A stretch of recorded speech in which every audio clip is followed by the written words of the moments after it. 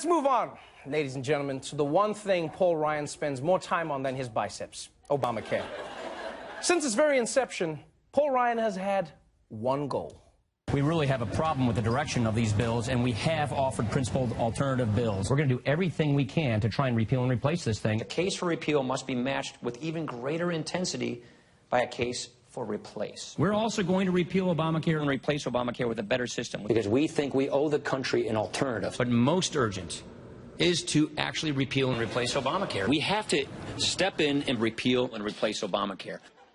Yes, from Jason Priestley Ryan to Bear Grylls Ryan, all the way to, sure, I love Donald Trump Ryan, Obamacare's been his obsession.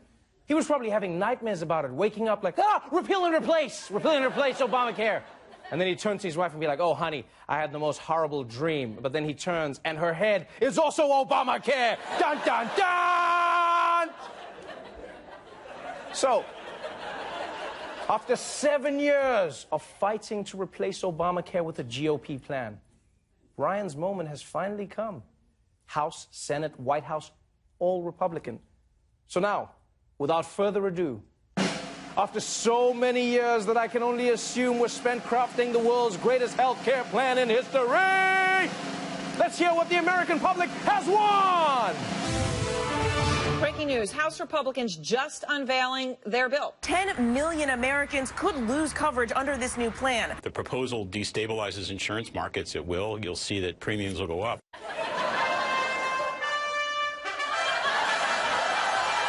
No, forget the balloons.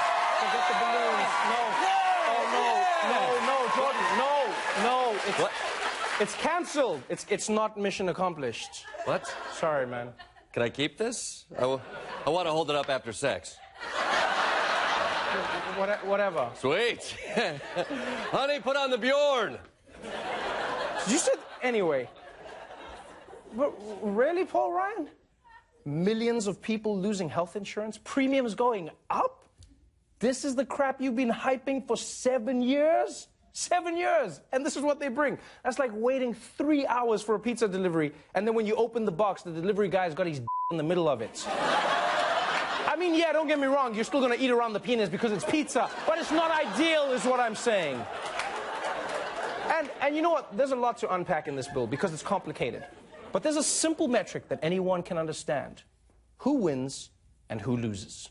Winners right now are the young because they get this great subsidy and they're generally healthy. Wealthy people who are seeing their taxes go down as it relates to health care, and health insurers who are benefiting from this. Here are the losers as we look at it.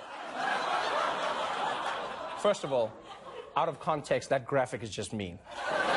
That is just mean. And second, I'm not a medical expert, but I feel like if one of the losers of your health care plan is sick people, you're done up. I'm just gonna say.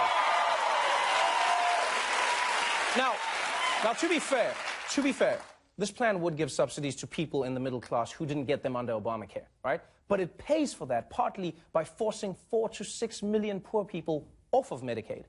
And if you're saying, well, there's only so much money to go around, then why does this plan also give a massive tax cut to rich people who are now also going to be saying, there's so much money to go around?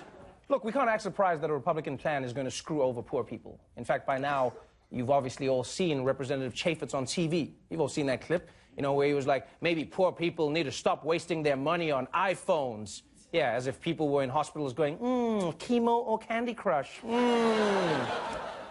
But okay, Republicans, since you are so good at managing your money, why don't you tell us how you're going to pay for all of this? There's no price tag. The CBO has not marked this yet. We have no idea what it's going to cost. Oh, they can't figure out the big numbers? If only you had spent your money on the iPhone, you could have used the calculator app on it. See what happened there? Now, obviously, Democrats are against the plan, mostly because Obamacare is the only thing that reminds them of the good times, you know? It's like, still smells like him.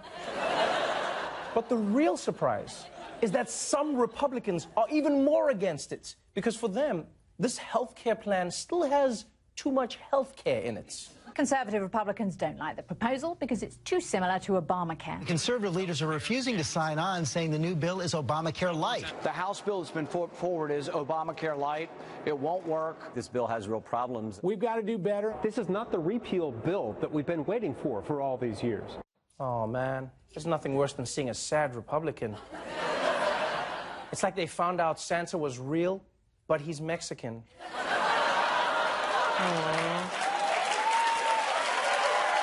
So, Democrats, Republicans, poor people, everyone hates this thing. Except over at Donald Trump's White House, where they're focused on the bill's most important feature. One of the things that's important, Sarah, is for all of the people who have concerns about this, especially on the right, look at the size. This is the Democrats. This is us. There is, I mean, you can't get any clearer in terms of this is government, this is not. I'm sorry, no, I'm sorry. No, it feels like now Spicer's just parodying himself now. Like, it's like, he's like, I know what you're gonna do, Melissa McCarthy. No. If anyone's gonna make fun of the Spice Man, it's gonna be me. It's gonna be me. Tell you, Melissa McCarthy, I'm doing it myself. What does that even mean? But this whole bill doesn't really make sense. It doesn't meet up to anybody's standards. And you know who should be the most upset about this? Is President Trump. Because remember during the campaign and the transition, he said everyone would be covered under his plan. Premiums would go down and care would be better. He must be so ashamed of this crappy replacement plan. I'm proud to support the replacement plan released by the House of Representatives. It's a complicated process, but actually it's very simple. It's called good health care. Good health care. That's the thing I love about Donald Trump. He tells it like it is.